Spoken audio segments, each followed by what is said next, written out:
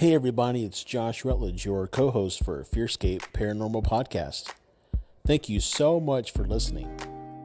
If you'd like to support us more, please head over to our website, FearScapePodcast.com.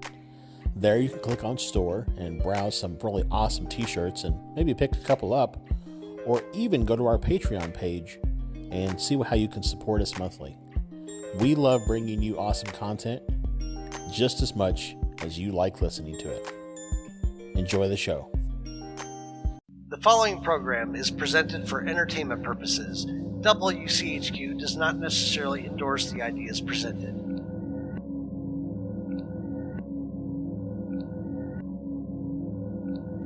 FearScape is a program that explores the legends and lore around many creepy and scary things. Information is researched and presented in an entertainment fashion and is presented based off of what we found. Legends have a way of changing over time, so beware.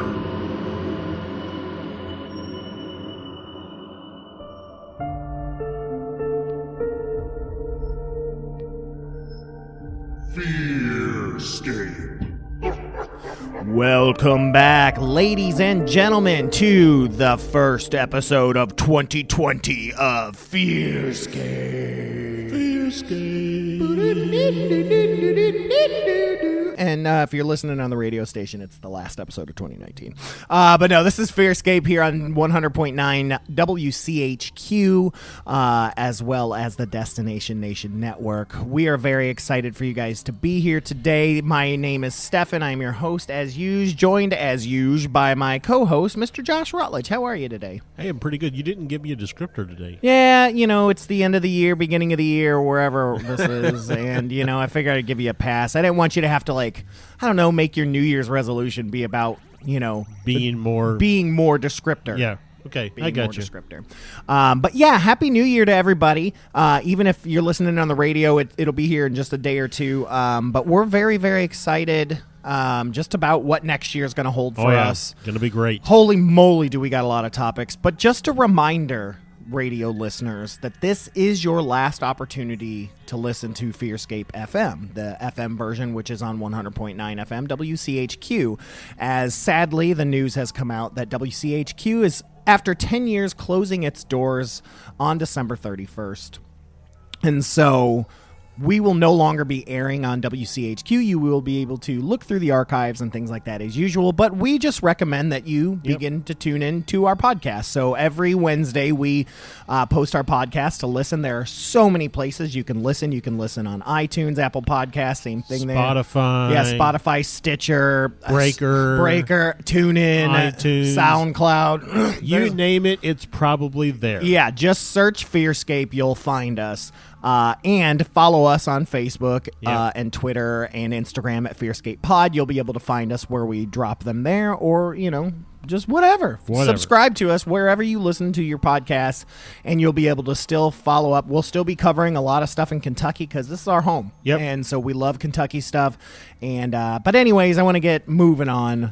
Just wanted to say thank you so much to WCHQ for housing us for the past year. Thank you very much. Enjoyed it very, very much. And thank you to all of our very loyal listeners that listen, you know, on the radio or online. Thank you so much for tuning in to FearScape FM, and just keep sticking around for FearScape the podcast. So this week, we decided to do something fun. We wanted to cover a top 10 episode. We hadn't really done one of those yet, and so we decided to cover the 10 conspiracy theories you may not have heard of. Yep. And so, and let me tell you, it was really interesting looking into these. So. Oh, I'm sure. I've just finished season 2 of Hellier, and they talk a lot about some conspiracy theories, and I am like, I've bought a couple books already. Like I'm ready for this episode because my brain is just soaked in just conspiracy right now. But before we get to that, I want to get into a little bit of spooky news.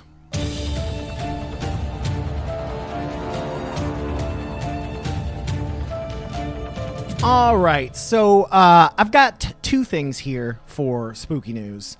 The first one being that it's kind of a retrospective here from the New York Post talking about how 2019 was a banner year for credible UFO sightings. Oh.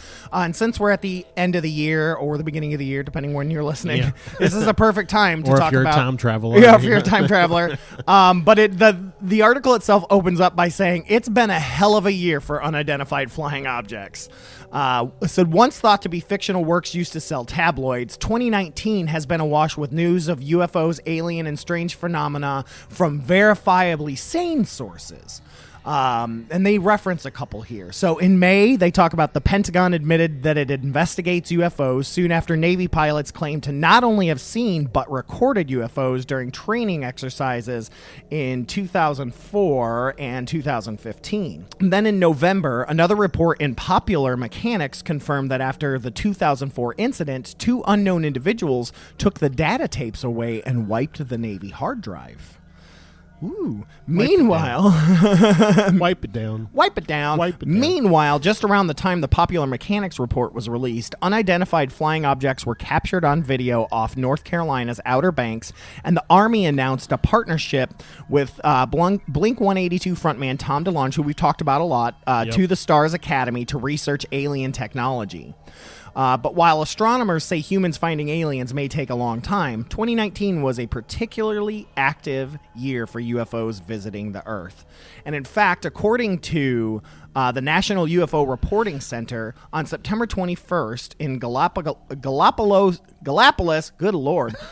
good Lord, Ohio, a husband who was law enforcement and his wife, who was a scientist, was sitting outside their recreational vehicle at a public campsite, and they witnessed a very bright light approach their campsite from the south in an erratic manner, appearing to slow or stop on several occasions as it drew near.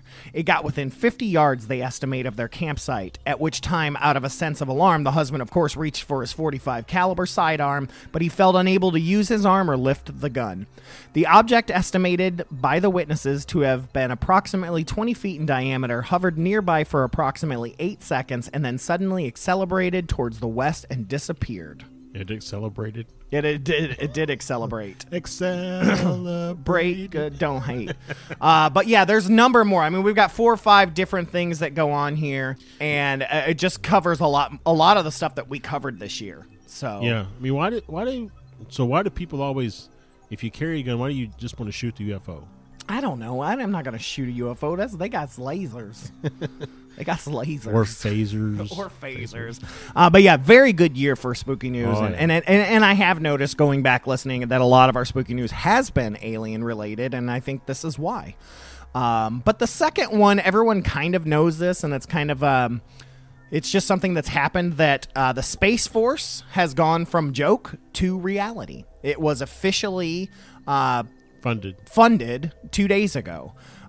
So this is one of the only things I'm actually kind of excited about for the Trump administration doing. At first, I thought it was kind of goofy, but then I'm like, we probably need this. If all the stuff Tom DeLonge is talking about, we may need this. Right. But they proposed the Space Force as the 6th branch of the United States military, and it has now been officially funded, though technically it's underneath and housed at the Air Force. It is still considered its own separate branch. Yep. But yeah, the House authorized its establishment as part of a defense authorization bill, and of course, a number of Democrats even voted for this. So everybody is all about a spacefaring, war-fighting military service, thanks to good old-fashioned backroom wheeling and dealing. So, Space Force. But I mean, it's the same thing. I did some research, and they were talking about the Air Force was considered dumb as well.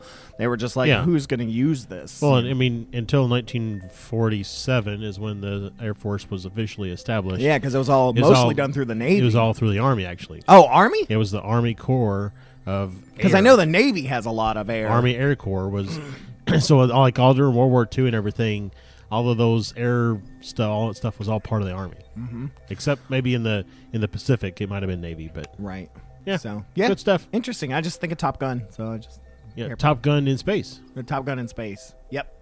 Yeah, so I guess that's our spooky news. So let's go ahead and you've got something special for us. Yeah, so I was really thinking about it the last couple episodes, and I want to do a little a PSA, a paranormal service announcement.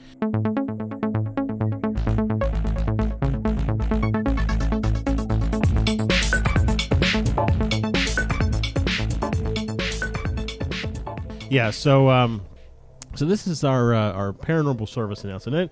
And really, I've just got thinking about it over the last couple times. We've talked about, reading listener stories and our own experiences and our guest experiences. And it seems to be kind of a common thread. In fact, we've mentioned it several times about as a child, you have an experience and you try to tell your parents, and they say, "Oh, you have such a wild imagination." I got to thinking about it the other day, and I'm a parent, and I've got 2 little kids, and if one of them were to come to me and say, "Hey, Papa, I saw a ghost," or I saw a shadow man in my bedroom," my first instinct might be to say, "You have such a wild imagination," only because I don't want to scare them more, right? Right.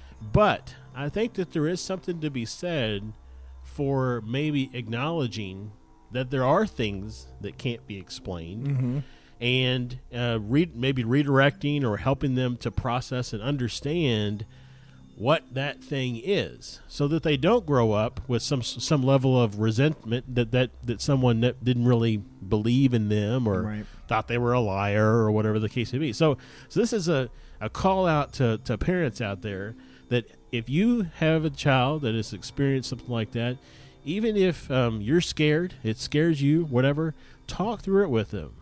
Help them process it and understand what's happening. Maybe even talk about the fact that there might be ghosts out there, there might be aliens, but talk about them, obviously at the level that a child can understand. Sure. But I mean, just blanketly saying you have a wild imagination does, I think, more damage than actually talking through. And we've been hearing a lot of that in our listener stories. In fact, the listener story I have today mentions that. And that is a pretty commonplace thing. And, I don't know where you officially stand on psychic gifts, but psychic gifts, I mean, that's one of those things that they can be dampened down, and then you don't know what to do with them because they were never talked about. And so there are therapists out there that are open to that. And my sister found one, and they were very open with her to talk to her about that as a way to help her process that more. But see, I mean, thinking, I don't want to, necessarily get into your particular family situation here, but I suspect that your parental guidance may not have been as open with you and your sister when you were younger. And so that has led you down some of the path that you're down now. Obviously, there's probably some other things there too, but just to get to the point where, had your dad or your mom said, "Hey, that's really interesting. Let's talk about that some more," and kind of encourage you to process that, it might have been a little different. Right, especially with the easy access to the internet. you know? Today's age. Oh yeah. Like I can understand my dad didn't want to drive us down to the library, right, and find books and go through the card catalog. He didn't have the Encyclopedia Britannica. He's just like, here's Ghostbusters. Let me know what you think afterwards. But yeah, so that's my PSA. Kind of starting out the new year. Let's, everybody's talking about their New Year's resolutions and all that kind of stuff, and this wouldn't necessarily be a New Year's resolution, but just maybe taking a point to, if your child brings you something weird like that you can't explain, work with them. Especially if you're listening to the show, you're already into it. You're already kind of into it. So, yeah. And I will tag that with, "The more you know." Copyrighted. Yeah.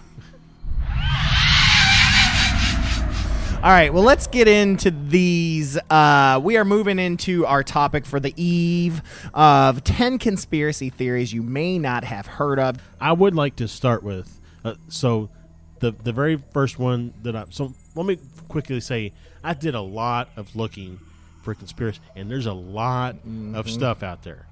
But you know what I found really more interesting than anything is that when I would do a Google search for conspiracy theories, or even put in specific things like, I don't know, space conspiracy theories, I would come up with like 1 or 2 little hits on like mainstream, what you would call mainstream sites, like space.com or something like that. But Google didn't return for me any of the back alley. Really? You got to go to the deep web, man. So when Get your Tor browser going and find some real stuff. So what I ended up doing is I subscribed to a couple of those things on YouTube. And they got all kinds of crazy stuff. Oh, yeah. There's a couple really good sites out there. Top 10 does a lot of really cool stuff. There's a lot of really good YouTube channels that I get like in rabbit holes on. Yeah. So, I mean, some of these, I got to admit, some of these when I came across them, I had heard of, but I thought, well, you know what? Maybe I'm a little more of a crackpot than most people, and so maybe other people haven't, and that's why I included them on the list. All right. Well, what's your first one you were talking about? Yeah. So this is the dead cosmonaut. Oh, so the Russian dudes. Yeah. So this is back like during space race, so back in the 60s. No one was alive then. Back before, this is even before the government created the internet. So this is before Space Force. Right. I mean, think about it. The computing power that sent a man to the moon, whether you believe that or not, can be replaced today with a Texas Instruments calculator. Yeah, it's crazy. Yeah. So anyway, so you got during the 60s, the Soviet Union and the United States, of course, are racing to try to be, the first people to space, and then the first people on the moon, and so on and so forth. So the Soviet Union was actually the first one to put a probe in space, and that was 1957 when they launched Sputnik. And then later in 1961, the Soviet Union dealt with the American space program when they put the cosmonaut, Yuri Gagarin, became the first human in space. But according to the Giusia Cordigolio, it's Italian, brothers, they actually set up a listening station in Italy to intercept communication between ground and spacecraft for both American and Soviet missions. No, really? Because, man, I've seen interviews with this guy, and his just being the first, it's amazing to hear the things he talked about and stuff. Yeah. And so now you're going to tell me he wasn't the first one? So, according to these guys, they intercepted communications between the Soviet Union on the ground and the Soviet Union in space of this first cosmonaut actually basically getting stuck in orbit and not being able to come back down and slowly dying in space. Oh, my God. So, it was supposedly covered up, and the Soviet Union has denied the whole thing because that would do. But yeah, so according to this conspiracy, this guy Yuri was not the first one. He was just the first one to go and come back. Man, I believe it. I mean, God, look how long they denied Chernobyl. It's like until they could not. Right. But this they can get. Is he still floating up there? Did he come down? Did it say? It doesn't say if he actually came down eventually, but there's a lot of actually debris around the Earth. I mean, there's just satellites that have been abandoned that don't work anymore. Back in 2014 or something like that, China shot like a missile at one of their satellites and blew it up, and it's all this debris floating around in space. It's gonna be they're gonna finally get all that stuff and make dollar store stuff out of it. I figure we're like the Space Force is like one step away from us just launching all of our garbage into space. Oh yeah. God, it's like a lot of fun sci-fi stuff. I've talked about that for a long time. Yeah. And so that's the dead cosmonaut conspiracy. Wow. So there's no proof. There's nothing, of course. But man, would love to dig into those Soviet files, man. So I mean, possibly there's this. I guess I don't know. I mean, would you decompose in space? It depends. If all the systems go out, no, you're just gonna freeze. You're just gonna freeze, right? Yeah. So it's just like a mummy. Yeah, just in a hanging out, spacesuit, floating around in a capsule. Oh around. Man, that puts haunted stuff up there. Oh, a whole new level, right? You're talking about the in one of the couple episodes ago, we were talking about if if you're flying and a guy has a heart attack on a plane, right? It's his ghost up at that 30,000 feet. So this guy's trapped. Yeah. So when our astronauts go to the International Space Station and they fly through that area, do they see a guy drinking vodka? So yeah, I mean that's interesting. So Shoo-wee, Deputy Dog. Well, I want to talk about the secret moon base, especially because the Nazi stuff. There's a really great movie called, well, it's not great, it's terrible, but Iron Sky. yeah, I know what you're talking And about. there's actually, I think, 2 or 3 of them now, but they definitely propose the whole Nazis building secret moon base. But what this talks about is that our moon factors heavily into a few different space conspiracy theories. One such theory is that not only have we been to the moon, but someone has built a fully functional lunar base on the far side. Obviously. Now, this one I've heard, and I've heard recently NASA saying they're going to be going to the South Pole, Yeah. or something like that. Yep. And that actually comes up a little later in another conspiracy. I'm like, yeah, because they need to deliver food. Anyways, so the moon is in, of course, a tidal lock with the Earth. This means that the rotation of the moon has slowed down over millions of years to the point where the same side of the moon always faces our planet. It's called tidal locking. And it means that whenever you look at the moon, you'll always see the same features. And, of course, that means that the other side is kind of called the dark side of the moon. Yep. Pink Floyd did not create that term. Nope. So, you have to admit that a base located on the far side would be pretty safe from prying eyes. Right. But who built it, right? Right. Who would have built it besides us? I mean, we talked about us, but I mean, there are theories that postulate everything from Nazis, like I talked about in World War II, to the United States, to even aliens. We've certainly had a look at the far side of the moon a few times.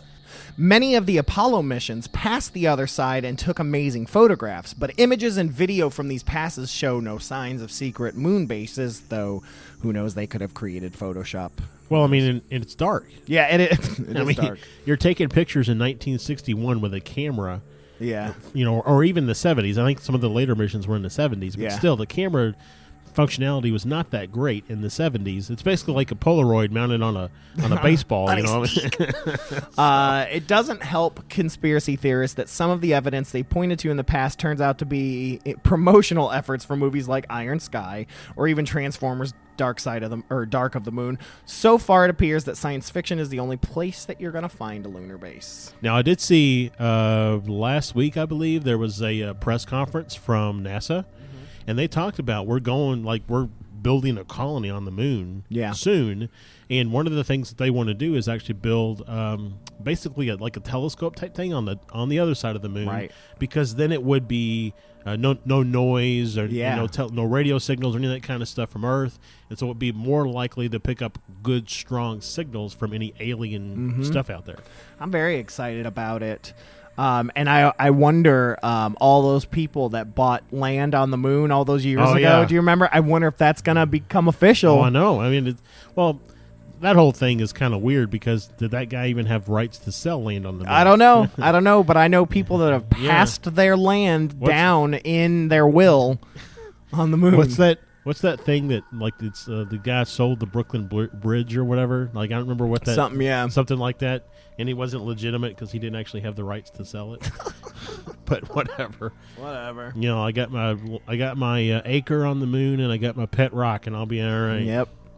Let's talk about Saturn's hexagon. Saturn's hexagon, which there's an image that goes with this, which is amazing. But there is a hexagon on Saturn. In case you don't know, Saturn is a ring planet. Not that it matters. Yeah. Not the only one, anyway. The bizarre six-sided structure on the round planet's north pole.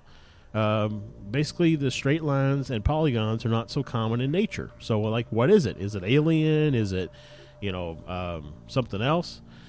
So, immediately after Voyager returned, not the USS Voyager. I mean, it took them a while. 7 years. A long time ago, anyways. So, after they returned first images of Saturn's strange feature, even stranger theories arose to explain it, including that it was somehow related to alien technology, or perhaps even was a gateway to hell. So, yeah. Why would a gateway to hell be on Saturn? I don't know. How would you get there? Charter a plane, I guess. I mean, this is already pushing me towards Event Horizon, Yeah. Wasn't that Saturn? Yes. I believe. No, it's Jupiter. Was it Jupiter? I believe so. I can't remember which planet it was. But. I don't remember. I get that one and 2001 Space Odyssey mixed Oddity. up. So, That's a whole different movie. But yeah. I get those two mixed up sometimes. I can see that. Is I can see what that. planet they go to. Mhm. But yeah, so the basically it's not artificial, but rather a weird looking hurricane at Saturn's pole. NASA has done several flybys of the region with the Cassini spacecraft, studying the haze particles and other features of the storm to learn more about this weird properties. So here's the thing. We think we know it's a hurricane, but really until we put a spacecraft there, do we really know? No, I mean, we don't. We can take pictures and we can study those pictures, and we can take pictures with different light spectrums to measure the other spectrums of light that we can't see. But we really don't know why it causes it. So until we can decide what... Well, yeah, I mean, we use the knowledge we have to Yeah. justify what we see. Right. So we have... Let's say that we have a hypothesis that it's a hurricane, but we don't really know that it's not alien technology at this point. I don't know. I like going back to the theory of hell. That it's a portal. It's like a Stargate there left. And it's really not hell. It's just Muncie, Indiana. Yeah, or someplace in Wisconsin. Right. Or Death Valley, I guess. I don't know. Well, speaking of hell, the number 4 one I've got here is that the Hadron Collider will open the gates of hell. I can feel Dan Aykroyd screaming with yes right now. Conspiracy theorists the world over were made nervous by the installation of CERN's Large Hadron Collider on the French-Swiss border. And yes, absolutely, we are all still kind of freaked out, especially with the... I mean, I remember at the time when they were going to turn it on, everybody was afraid it was going to cause a black hole. Yeah, cause a black hole. When it switched on for the first time in 2008, some feared that the massive underground loop, which sends particles crashing into each other at lightning speed, would, of course, create a black hole that would swallow up the Earth. Now, when this didn't happen, theories moved on to the possibility that the Large Hadron Collider would open up a portal between Earth and another kind of existence. Some scientists, including Stephen Hawking, have said that bending space-time is theoretically possible, leading many conspiracy theorists to expand on their musings in every direction. Specific hypotheses around CERN range from the fact that a wormhole to another universe will be opened, to the idea that the underground ring will open the gateway to hell. These fears were further fueled in 2016, so just 3 years ago. Yep. When photos emerged of a lightning storm over the general region of the Hadron Collider, Metro reported. Some believe the scientists at CERN who discovered the Higgs boson, often dubbed the God particle, use that ruse to cover up the fact that they are actively working to summon God or a god. Mostly the god referred to is not a benevolent one, but Shiva the Destroyer. Now, the proof here, there is a Shiva statue, a gift from India, outside the center, and the 4 letters of CERN appear at the front of Cernunnos, which is a Celtic horned god of the underworld, and CERN actually stands for Conseil Européen pour la French. Yeah, exactly. So, Dan Aykroyd had an idea for quite some time. His idea for Ghostbusters 3 years and years ago involved the Higgs boson. Well, I mean, I'm still not convinced that we didn't turn it on, and it didn't turn someone's fridge into like a portal to another dimension. Rick Moranis isn't out there somewhere being transformed into a dog-like creature. And he's like, I wanted to retire. I don't know, man. Like, just the Hadron Collider itself, let alone Higgs boson and stuff like that. I even believe, like, maybe last year or something, they were able to teleport, protons, I think. So they have, actually, I was watching something not too long ago on the Science Channel, and I don't remember if this has happened before or after the collider was switched on, but they actually were able to teleport a particle. Right, that's what I was thinking of, yeah. So, but what they found is and this is why they say teleportation like you see in Star Trek is not possible, is that when they actually just created a copy of the particle somewhere else. Mm-hmm. So there was now 2 particles. So if you took that same mentality, if they really were to transport you, there would be 2 yous. And I got to tell you, one's more than enough. Yeah. It's almost like Avatar in a way. Yeah. You know. Transfer your consciousness. Yeah. Or what's Mars... the John Carpenter, John Carter of Mars. John Carter of Mars. He transports himself. Yeah, right? So. exactly. And I don't know. All of this is crazy, and we have not even tapped into the potential of what this thing can do, nor do I believe we've even been told everything it's done. Well, that's probably true, too. And it just, it's always amazing when sci-fi movies start to seem more real. Yeah. And even goofy, but it's like I think of Howard the Duck, like how they were trying to bring those evil aliens, right. in, and just all kinds of different stuff like that. And then we tap into possible, like, other dimensions, and it says another kind of existence. Right. And I'm really getting more into the multidimensional theory as opposed to space theory and things like that. And it's like, are we, you think of Star Trek, is this what's going to bring the Vulcans, right? Because of 4, we always thought it was space. Right. What if it's not space? What if it's multidimensional? What if we right. tap into these dimensions via this, this Hadron Collider? Right. And that's when the quote Vulcans show up. Well, and we've talked about it before about, the possibility of why some of the, so there's a theory which we don't cover here, but there's a theory that says that alien encounters started to occur more often on Earth after we dropped the first atomic bomb.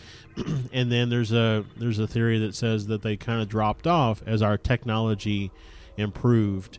But what if it's because they, our scientific mind had not caught up to our military mind, right? And so now our scientific mind is catching up, and so that's why 2019 was a record year for alien, encounter stories, because they're starting to take an interest again because our scientific mind is catching back up to our military mind. Exactly. I don't doubt that. And then with the prevalence of the internet, more people are able to access knowledge and do more things. And do more. And we're you no longer have to have a degree to be able to study. And I would say that as a society, we are growing in the encouragement of that open thinking. Yes, absolutely. So, yeah. All right, moving on. Planet 9 will kill us. Planet 9. Isn't there a... Yeah, that's what I was say. What's his name? Ed Wood in that Planet 9. Well, there's in Men in Black 2... they have to find the light of Zarka or whatever, and it's Did you talk about that documentary? Well, there's a documentary. They go into like a movie store, and there's a documentary about that they have to look at to watch to understand where the light of Zarka is, and I believe the name of the documentary is something to do with Planet 9. I don't know. This is just my memory, so I don't know. But yeah, so. In April 2016, the New York Post tweeted, a newly discovered planet could destroy Earth as soon as this month. I mean, obviously it didn't happen because that was got me worried, man. 3.5 years ago. But the newspaper was referring to Planet 9, a theoretical planet at the edge of the solar system. An accompanying video also claimed that the new planet would be throwing all sorts of asteroids and comets at Earth, which would supposedly end up pummeling our planet. Although the planet's existence has not been confirmed, astronomers are actively looking for it to explain motions of some objects in the icy Kuiper belt. Kuiper belt is actually what it is. Gary Cooper. Yeah, Gary Kuiper belt. A vast region of icy objects, I think it is the Kuiper belt anyways, beyond Neptune. If the planet is actually found, the California Institute of Technology's Mike Brown, it says who is one of the original backers of the Planet 9 theory, says the planet will pose no threat to us. So if it's there, and we find it, it means no threat. How can you say that it means no threat if we don't know if it's there? Right. It's like, which came first, the chicken or the egg? Right. And that also reminds me of Planet X. Yeah. We haven't. That's not on our list, but Planet X is really an interesting theory that's been around for over 100 years. Pretty interesting that they've discovered via math. Yeah. Like, yeah. we haven't seen it, and they say that it's obstructed by Neptune all the time. That's why they can't see it. Yeah, I mean, I did come across that when I was looking. Yeah. One of the things that they say is that there's like a sub-conspiracy of that says that the government knows that it's there, and they force all the observatories to close whenever it passes close to Earth so that no one can see it and find it. But the flaw in that theory is that they can't force every amateur astronomer from not using their telescope when it would supposedly pass. So yeah, there was even for a while when Pluto was discovered, they thought that was Planet X, and then of course they were like, oh, it's too small and things like that. Yeah. But Planet 9 sometimes gets confused for Planet X, but they are very different. Yep. They are very, very If I remember correctly, Planet 9 is on the outside of the solar system. Yes. Whereas Planet X was more on the inside of the solar system, like Yep. closer to Earth. So It is. And speaking of planets, Planet Nibiru will kill us. Naruto? Nibiru. Naruto? Okay, so we've talked about 9 and we've talked about 10. Let's talk about 12 here. You see, conspiracy theorists say another dangerous planet out there is Nibiru, which was first mentioned in the 1976 book The 12th Planet by Zechariah Sitchin. In the book, Sitchin translated ancient Sumerian cuneiform and claimed that the text is proof of a planet beyond Neptune called Nibiru that orbits the sun every 3,600 years. Now, years later, self-proclaimed psychic Nancy Leiter claimed to have communicated with extraterrestrials who said Nibiru would collide with Earth in 2003. What?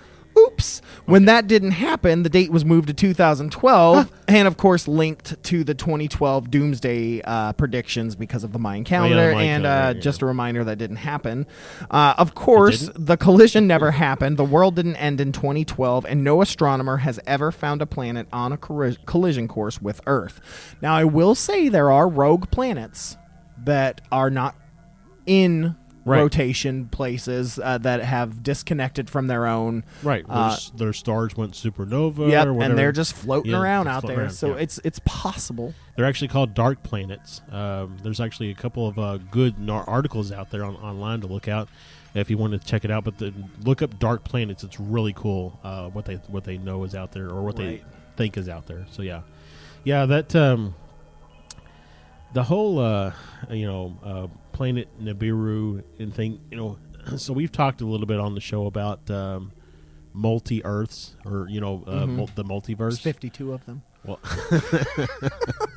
there's probably a bit more than that. According to DC Comics, there are 52 of them. So what if this person did have that connection, and what if it did happen? Right. On a multiverse. Yeah, who knows? Yeah. Who freaking knows? And that's the thing, especially if we get into the Mandela effect that we're constantly shifting dimensions.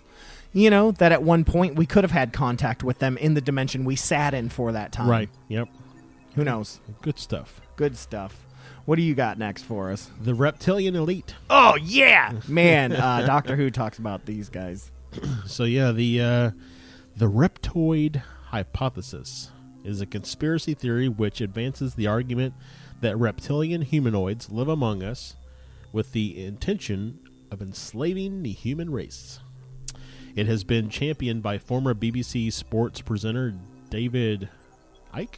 Is that right? Yep. Okay. Who believes the likes of Bob Hope, members of the royal family, and former U.S. Presidents George W. Bush and Bill Clinton are part of the Anunnaki race who came to Earth for monotomatic gold. Critics accused Icke of anti-Semitism, alleging that his talk of reptiles was code for Jews, but he clarified that the lizards to which he referred were literal, not metaphorical. This is a huge one. This is one, strangely, a lot of people have heard of. The lizard people. Right. And everybody laughs about it, but there's a lot of people that believe it, man. I mean, some of the stuff we've talked about on here, just a couple episodes ago, we talked about the clawed beasts of the Ohio. Yeah. You got the Loveland frog people and everything, I think about the show V. You know, I mean, just stuff like that. I mean, it's like this is Great show, by the way. It is both the remake and the original. But yeah, it's like the lizard people, man. People, this is a big one for people. Like that, you see at a lot of cons and stuff. There are always lizard people booths. It's the Gorn, I think, he's on. Yeah, Gorn himself from Star Trek is on there. So yeah, I mean, the whole. I mean, even a lot of the talk about aliens and stuff, there's even believed to be, that is one of the alien races out there, is a reptilian race of aliens. And when people talk about their encounters with aliens, they oftentimes refer to or talk about reptilian aliens that they had encounters with. So, they've been here. They've been square. Yeah, I mean, the Doctor Who talks about that the race lives underground. They live in the center of the Earth, which is Irving stuff as well. Yep. Yeah. Let's just say that there is a lot. Or not Irving, Jules Verne. Sorry. Jules Verne, absolutely. Yeah, but yeah, I mean, it's there's a lot of detail, or a lot of different strands, let's say, for the reptilian theory. Well, here comes my favorite. This is number 8 on our list. This is that Prince Charles is a vampire. Hear me out, okay? Like all good conspiracy theories, Josh, this one has some basis in fact, so we're going to look at it. All right, here we go. According to genealogy records, Prince Charles is believed to descend from the Vlad the Impaler, of course, the inspiration for Bram Stoker's Dracula. Correct. First revealed in Ian Moncrief's 1982 book, Royal Highness, the prince can trace his lineage back through his great-grandmother, Queen Mary, the consort of George V, to Vlad IV, the half-brother of this notorious ruler. Yeah, so I'm lost there. I'll just take your opinion. I'll take your word for it. Don't call it an opinion. The heir to the throne has even appeared in a promotional video for the Romanian National Tourist Office, joking, "Transylvania is in my blood." Now, it's very possible, his dad is Greek, so that whole Eastern European, so it's very possible they could have come from that line. Royals tend to stick together and move very closely, so, his father was very Greek, so who knows? And in fact, Prince Charles has even joked saying, "Transylvania is in my blood." He didn't add the last part, but I did. In 2017, it was reported that Prince Charles had even been offered the honorific title of Prince of Transylvania because of his links to the region and promotion of Transylvania as a tourist destination. All this has proved fertile ground for conspiracy theorists who claim, like the rest of the royal family, Prince Charles is not all that he seems, and may in fact have more in common with his infamous ancestor than just a drop of blood. Harper's Bazaar says that one of the reasons this theory carries weight is because of the disease porphyria is present amongst the royals. Porphyria is an iron deficiency disease that makes skin sensitive to sunlight. Yeah. Well, and interesting that, the one that I read before this, the reptilian elite, the royal family is included there. Mm-hmm. What if the Vlad the Impaler was a reptilian elite as well? We've got it figured out, folks. We've got it all figured out. We got it figured out. So that is interesting. I think it could be a vampire. I mean, look at Queen Elizabeth. I mean, she's still kicking. She's like 90-something. And I don't know if she's still kicking. I'm pretty sure if she kicked something. No, I saw a video of her doing cartwheels on this documentary called The Naked Gun. And have you ever seen that? It's got Leslie Nielsen in it. No, she's still kicking, though, man. I mean, she's kicking hard. And her mother lived for quite a while. It's just, I mean, some people just have it genetically that they live. I mean, they live longer. Yeah, they live longer. People have all kinds of not genetic, but health issues, but somehow they ended up living. It's funny. You always ask those people, "What's the secret to life?" And they say, like, a Coke and a smile, or Dr. Pepper, or one cigarette a day and a glass of wine. Yeah, or I ate 12 pounds of bacon. Yeah. Well, if you ask everybody's different. If you ask Prince Charles, it's because he drinks blood. He does drink blood, and only the blood of peasants. Only the blood of peasants and those in the opposition party. So there was another one that I found about the royal family that I didn't include in here, and I'll just throw this as an enticer, is that Meghan Markle is a robot. Oh, she can't. Well, I mean, she is perfect. So that the whole theory behind it is is that they were on the last airing of like a Star or something. And it's like a talent show in the UK, and she was clapping, but her upper, like above her neck, was perfectly still. Hold on, let me see. I can do that. It's not very difficult. I mean, it's easier than the head pat stomach rub. Well, apparently you're a robot. Yep. Oh, that explains so much. Yep, that's what it is. But yeah, I like the idea that he's a vampire. So what else you got? What's number 9? Yeah. Let's see. A star is flinging comets at Earth with its hands. Obviously. So it's like Patrick from SpongeBob. A long-standing theory known as Nemesis. Not Star Trek Nemesis. Nope. It definitely doesn't have the ST in front of it. It's data. Supposes that there is some sort of Death Star on the outer edge of the solar system. Man, now you're mixing fandoms. Whose orbital motions perturb comets and the icy region of the objects known as the Oort cloud. According to the myth, the star's gravity throws these comets toward the inner solar system, and these comets collide with Earth and cause mass extinctions once every 27 million years. However, a 2011 study concluded that the idea is unlikely because the comet strikes in recorded history haven't happened with any regularity.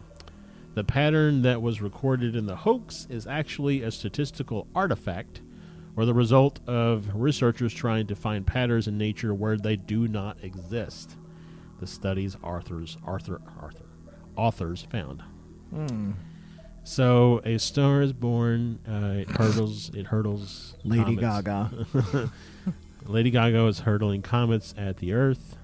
That's the name of her next record. Right. I wouldn't be surprised by that. I don't know. I when it comes to space, man, I'm willing to pretty much accept anything.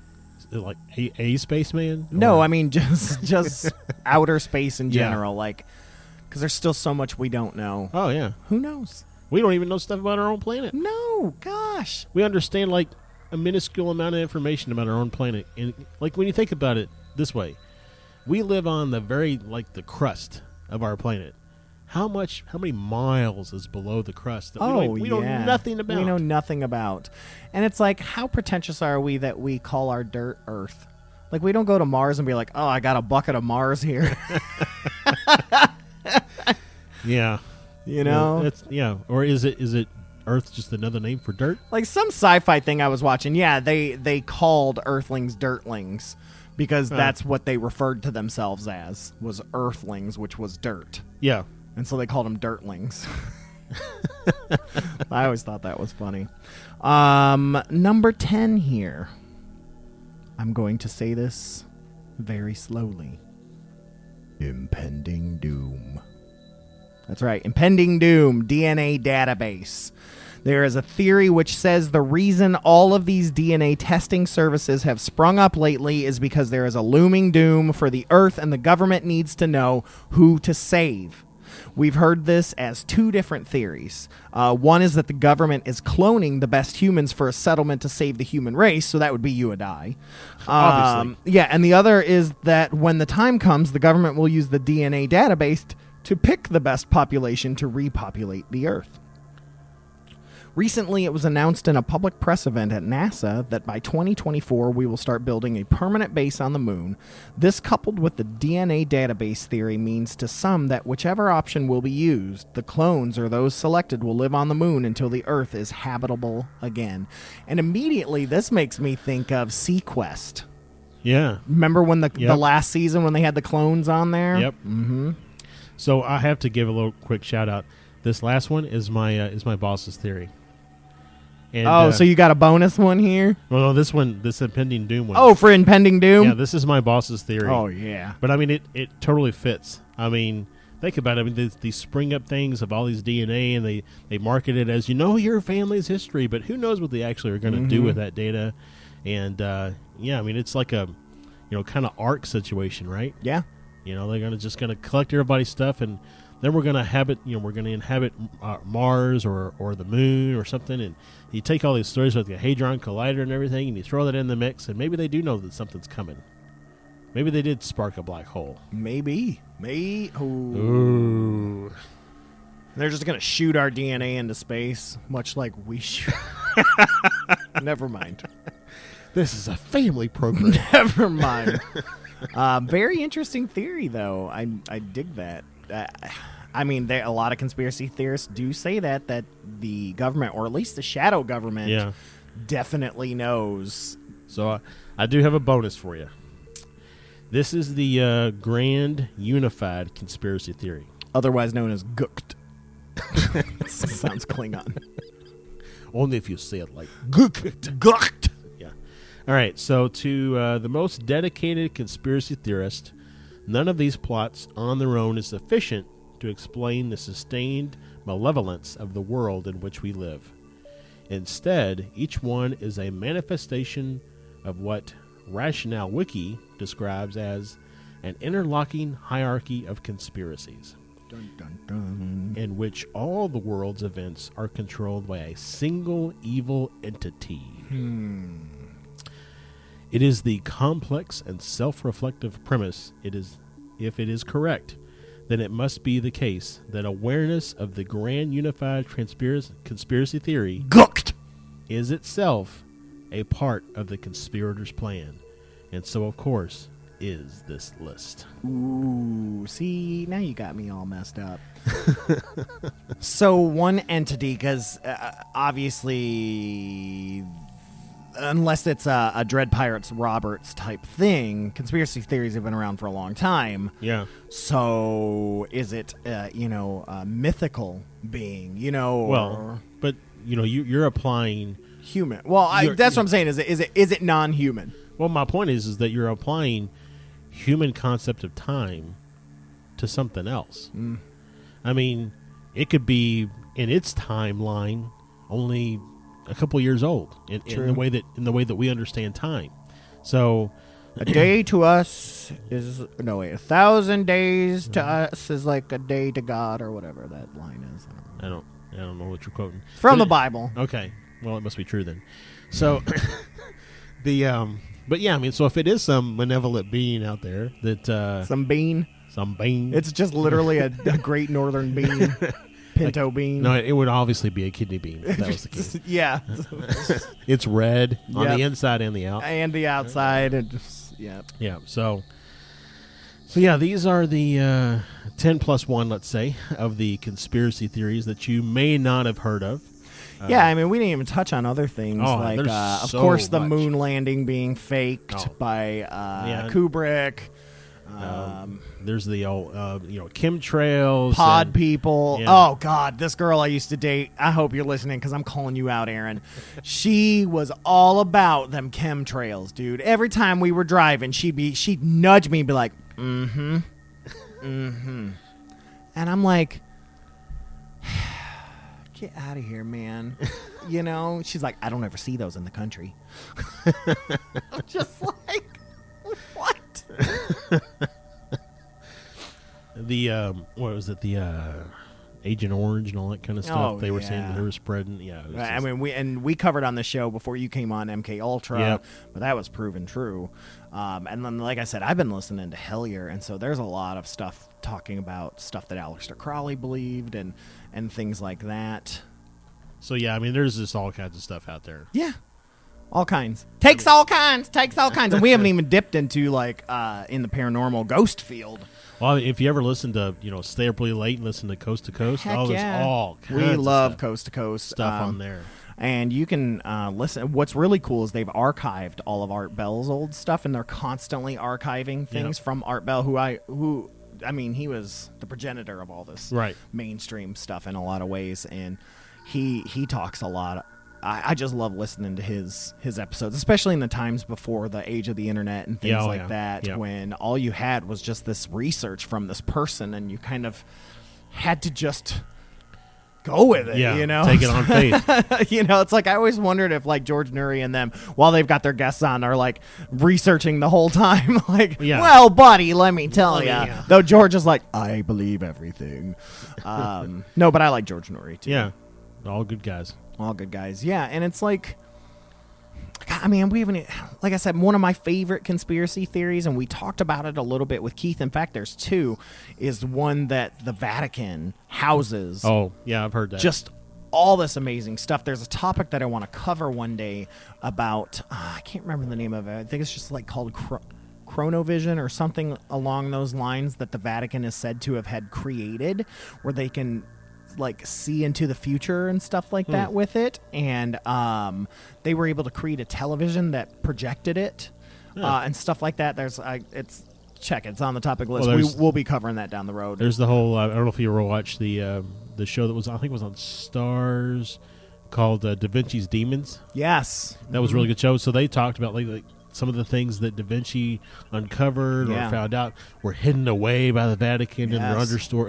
underground vaults and everything. And so just all that stuff, man. Just so many great conspiracies out there, so many great stories. And, of course, speaking of stories, that's my segue into our listener story. So this is our last listener story of the time on WCHQ. So this one, again, comes from Haunted Kentucky. Or the haunted history of Kentucky, excuse me. And this one comes from a woman named Hannah Smith, and this is the one I told you about. She catches another, oh, it's just your imagination. But wait till you see what happens after that. So take a listen. This is Hannah Smith's story. I had a weird experience that happened to me when I was 8 years old. I had a home that caught on fire, and no, I didn't burn it down. Here's what actually happened. As I was fixing to go to bed one night, I heard something or someone, ethereal, tell me that I wouldn't have a home to come home to soon. After that happened, I began to smell burnt wires. I asked my mom if she smelled the burned wires, and she said no, that she didn't smell a thing. She said I was just imagining things and I should just go to bed. Well, I couldn't go to sleep. I was so scared that night. It was so hard to go to sleep. When I got up the next morning, I got ready for school and I asked my mom again if she could smell the burning wires, and she again said no. But I went to school. When I got to school that morning, I couldn't concentrate on my schoolwork because I was just still so scared. I was scared that I wouldn't have a home to come home to. Nobody would believe me, except one teacher. She told me something or someone ethereal had told her that my home was on fire. She cried and I cried too. Later on that afternoon, as I got off the bus, there were fire trucks and firefighters there looking up the mountain. They told us that there was nothing they could do because the house was on top of the mountain and they couldn't get to it. When we walked up the hills to get to where the house was, we found that there was nothing left of our house. Just the chimney that was down in the basement was left, and the carport was black as the ace of spades. I finally saw my mama, and she burst out crying, and so did I. She looked at me and she said, "Honey, I'm so sorry that I didn't believe you. Next time I will listen to you." We hugged and stared at the space our home used to be. So yeah, it wasn't really her imagination then, was it? What interests me the most is not the voice telling her, "Hey, your house is going to burn down" and things like that. It's the fact that her teacher also very much believed that as well. She had her own voice come to her. But what I want to ask is did you guys go check, did you call? Right. But I mean, we don't know what time it was going to be. So, maybe it happened while she was driving home on the bus. And, if this is out in the country, it could have been a long trip. I mean, my bus ride was an hour every morning there and back. I'm not going to lie. When if I'm at home and my kids, my wife, anybody comes to me and says, "You smell that? Kind of smells like burning whatever," I'm check jumping. everything. Checking everything. Yeah. But what a remarkable story. Thank you, Hannah, for sending that in. I'm shaken by that, and I'm sure it was such a traumatic experience for you because just like our PSA, here was a moment you weren't believed by anyone but one. Thank goodness you had a teacher that stuck by your side, and I hope you're still in contact with them. But yeah, what a fantastic story. And no, you can always send your stories to us even after WCHQ. We're still our podcast. We still take all the stories. You can send those to fearscapepodcast@gmail.com or just find us on Twitter, Instagram, anywhere. Hit us up. Let us know. We would desperately love to get those stories. Oh, yeah. Love them. We and I have a good little backlog going on right now, but if you send me one that really hits me, I might use it first. So, and it doesn't even have to do with anything we talked about. So, but thank you again, Hannah Smith.